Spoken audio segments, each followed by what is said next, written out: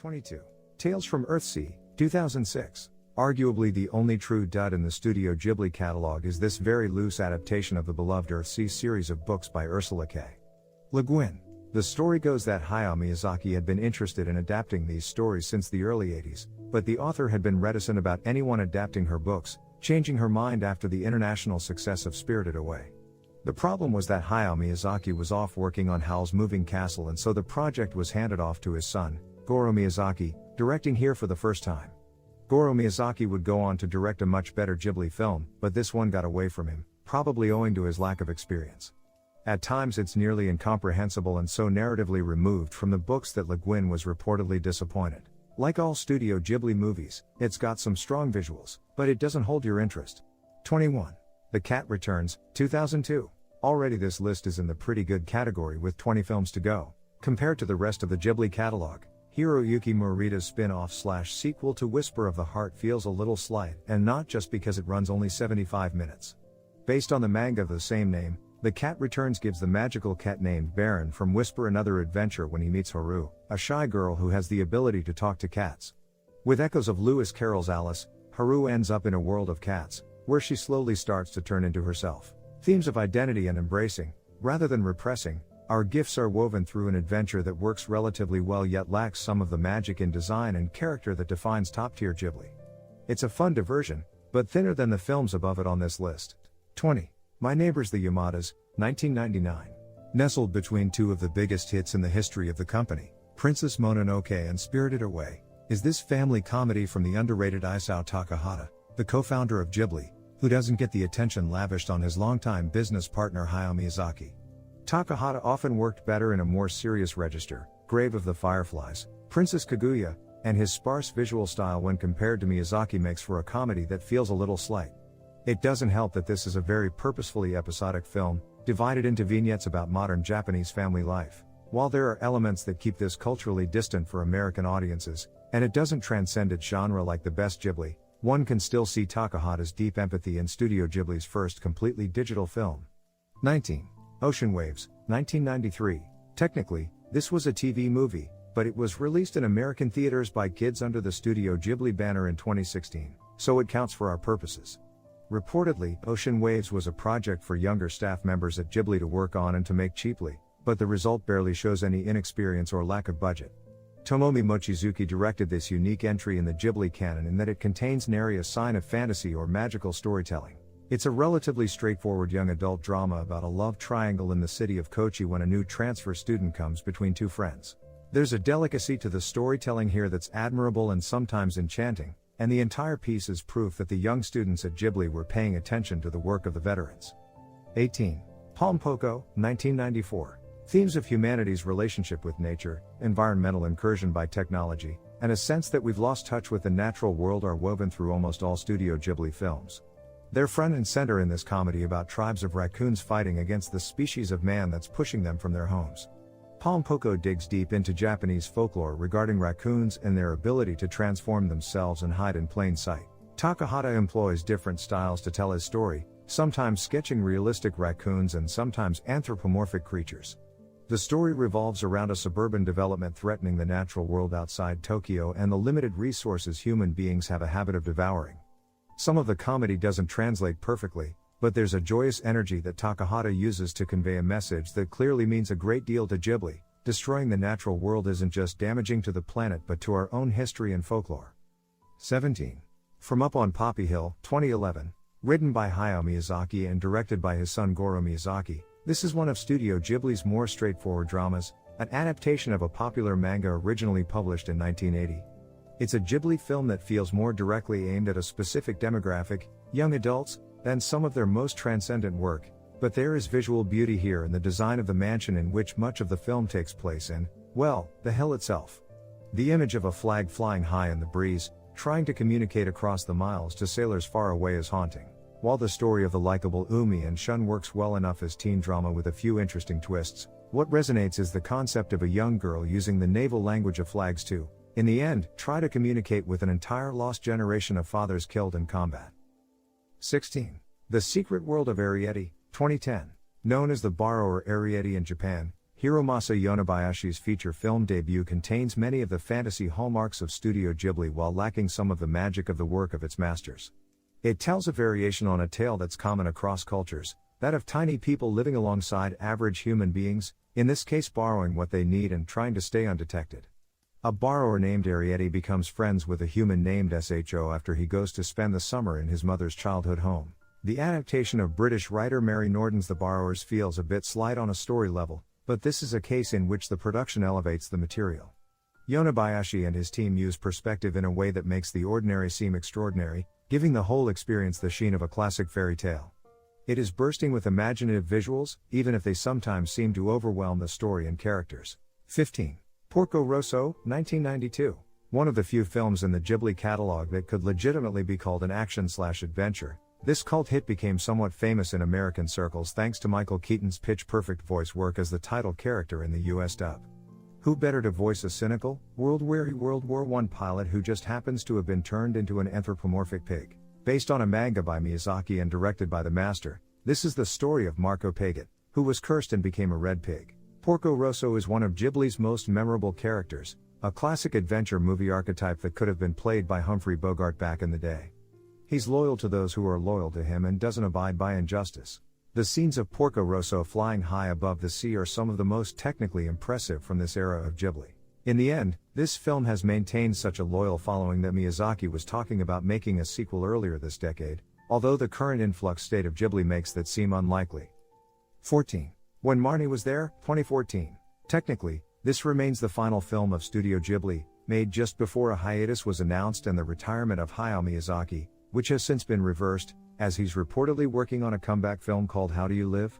It's a perfect elegy for Ghibli, reflecting the themes that have fascinated the company over 35 years. The film is essentially about embracing tragedies of the past so that we can move forward.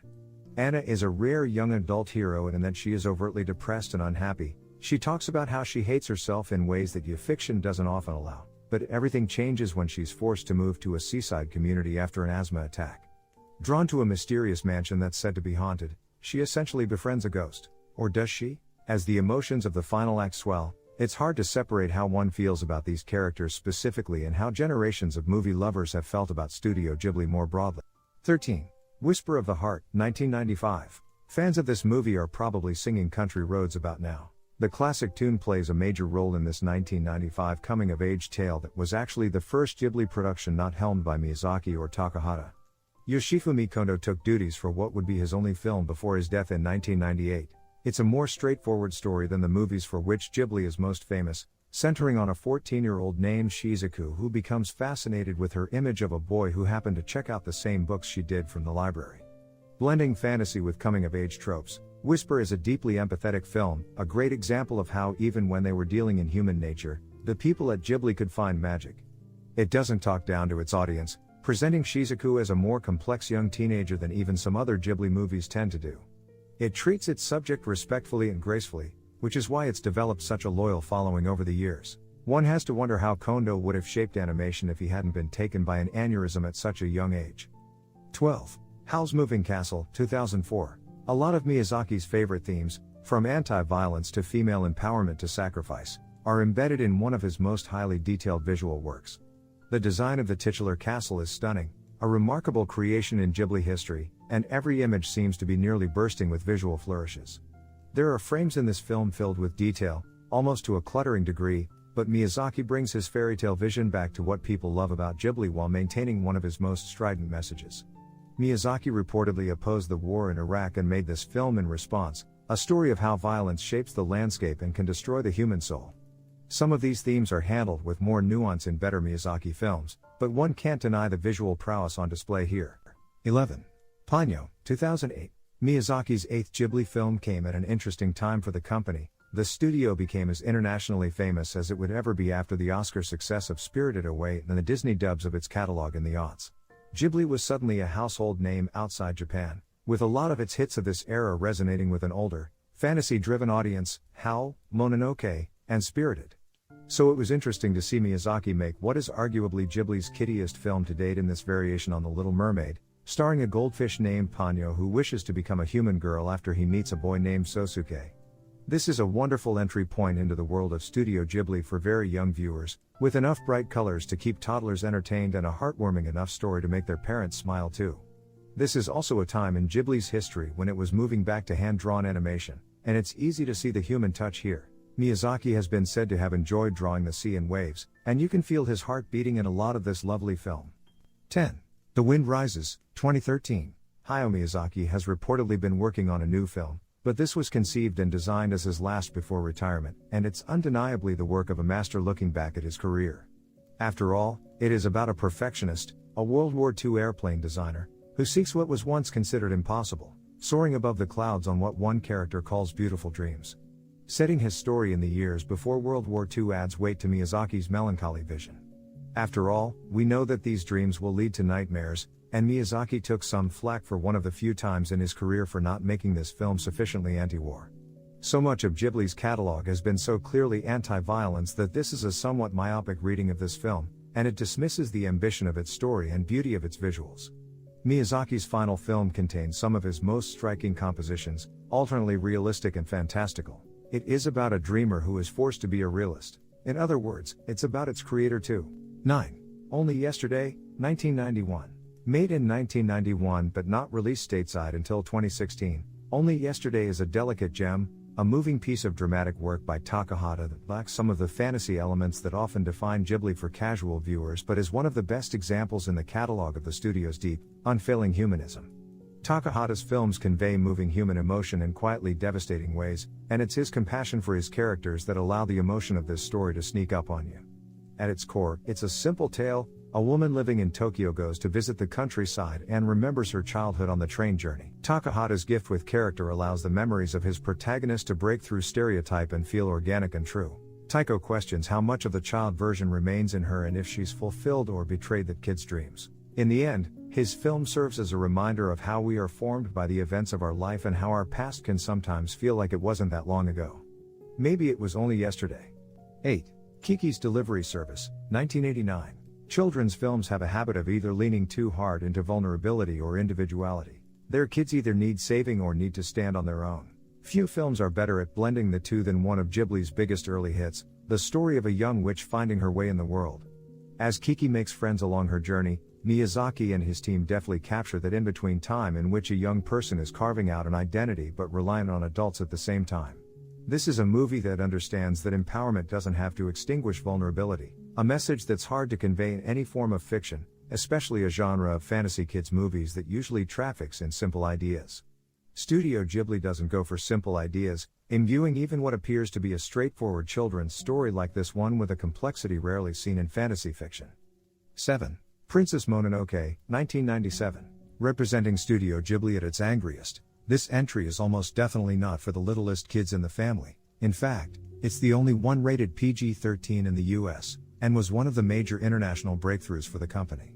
At first, Mononoke feels like a fantasy adventure film, but it's embedded in a story of man's relation to the natural world, recalling themes that recur throughout the history of Studio Ghibli. How does humankind coexist with the world that's been here long before it? The movie opens with a disturbing scene in which a boar-like creature has been infected by a bullet. The invention of man has disturbed the natural balance of things, but this only hints at the depth of storytelling and visual wonder in Mononoke, arguably Ghibli's most complex work narratively. It is Miyazaki in a deeply philosophical mode, not making a didactic message movie about taking care of the earth as much as asking questions about agency, human nature, and moral complexity. The fact that there's anything above it on this list only speaks to the strength of the catalog at hand. 6. Nausicaa, The Valley of the Wind, 1984. Technically, this is the film that led to the founding of Studio Ghibli, and so some may argue it doesn't count. However, so much of the team behind it would be folded into Ghibli that it has been rebranded on re-release with its logo, and, most of all, it is so clearly of a piece with the rest of Ghibli's output. In fact, watching Nausicaa will give young viewers or those new to this world such a perfect introduction to what's to come. Here, we have the theme of destruction of the natural world, how we relate to those different than ourselves, and even some of the visual motifs that would recur for the next 3 decades. Some of Nausicaa looks a little clunky now, one can only imagine how the Ghibli of the tens would remake it, but that's part of its charm. It is an old-fashioned adventure tale, and it set the foundation for masterpieces to come. 5. The Tale of the Princess Kaguya, 2013. Please, let me stay a little longer. Just a little longer to feel the joy of living in this place. No other film in the catalog vibrates with the same deep emotion as Isao Takahata's final film, arguably his masterpiece. A clear culmination of themes he had explored throughout his career, this is a film that feels simple at first, an old-fashioned fairy tale about a magical girl who grows up quickly. It's only 2 hours later, when you've experienced its emotions in their totality, that you can really appreciate what Takahata accomplishes here. With sparse, watercolor visuals that are nearly free of the visual flourish of the company's prior works, Takahata focuses his audience on his themes instead of just his art. It is like a lovely musical composition for a single instrument. You can hear every heartbreaking note. In the end, it's a story about nothing less than the transitive nature of human existence. We are all only here for a short time, and we should all feel the joy of living in this place. 4. Grave of the Fireflies, 1988. Isao Takahata's adaptation of the short story of the same name by Akiyuki Nausicaa may be the most not exactly for the little ones films in the entire Ghibli catalog, and yet its anti-war message is something to be considered by all demographics. As bleak as animation gets, this is the moving story of Seita and Setsuko, two siblings in Kobe, Japan, during the final months of World War II. They lose their mother early in the film after a bombing and face hunger, disease, and worse as the world around them almost crumbles to dust. It opens with Seita dying of starvation and then flashes back to show us how we got there. You won't find talking cats or moving castles in this one. You will find two of the most unforgettable animated characters in history. Takahata does something that filmmakers have done for generations now in detailing the human cost of war, but he does so in a way that live-action film can't. Animation trains the viewer to expect magic, but none comes for Setsuko and Seita, making their tragic end all the more haunting. 3. Castle in the Sky, 1986. Years later, it's fun to watch what is technically the first Studio Ghibli title and see it as a sort of cinematic overture of what would come. There are so many elements of this film that would be echoed in subsequent works, from the moving castle to the character design to even elements of Joe Hisayoshi's stunning score. The story is simple enough: a boy and girl try to find a magic crystal in a castle in the sky, but it's merely the skeleton for visual compositions that would be stunning even if they were released today. Not only is it easy to pick out how much this film influenced what Studio Ghibli would create, but you can see its DNA in everything from the Iron Giant to Pixar too. Many animated films are called magical, but this one truly lives up to that word. 2. My Neighbor Totoro, 1988. Every parent should pick a day and make their young kids watch My Neighbor Totoro. They won't ever be the same. The gateway drug for an addiction to Studio Ghibli, this is quite simply one of the most delightful and enjoyable children's films ever made. It's a movie that can be watched over and over again, losing none of its power to inspire wonder. At its core, it's a simple story of an imaginary creature discovered by two girls dealing with the emotional stress of a sick mother and a relocation. How we use fantasy to deal with reality has always been a theme of children's entertainment, but Miyazaki and Ghibli don't see that fantasy purely as escapism. They see it as something essential to human life, something beyond our control yet more essential than mere imagination. And Totoro remains one of the most iconic characters of modern animation. He has taken on a life much bigger than just one film, appearing on Ghibli merchandise for decades now. After you fall in love with this movie, you'll understand why. 1. Spirited Away, 2001. In the 2 decades since its release, Studio Ghibli's best film has become more than just an animated hit. Spirited Away, the story of a 10-year-old girl named Chihiro's journey to her own spirit-filled wonderland after moving to a new village, has become a modern classic. People hold it up with beloved Disney animated movies in a way that makes it feel more a part of cultural history than anything released this millennium. Why? It distills everything we love about Studio Ghibli into one experience. First, it doesn't talk down to its audience, allowing young viewers to be legitimately scarred by some of its haunting visions. Second, it presents a willful yet vulnerable female protagonist. No animated studio comes close in the department of empowering stories for young women. Third, it embraces fantasy in a way that makes it feel as essential as breathing, not merely escapism. Finally, it contains artistry on a visual level that rivals any animated film. You can take frames from Spirited Away and hang them on your wall, and yet it is never merely an exercise in style. It contains everything we love about Ghibli, from its deep empathy for human fragility to its empowering message of our need for imaginative, inspirational journeys. That's it for the video. Tell me what are your favorite Ghibli movies in the comments below the like button. Like and subscribe if you want to see more videos like this. Catch you guys in the next one. Peace.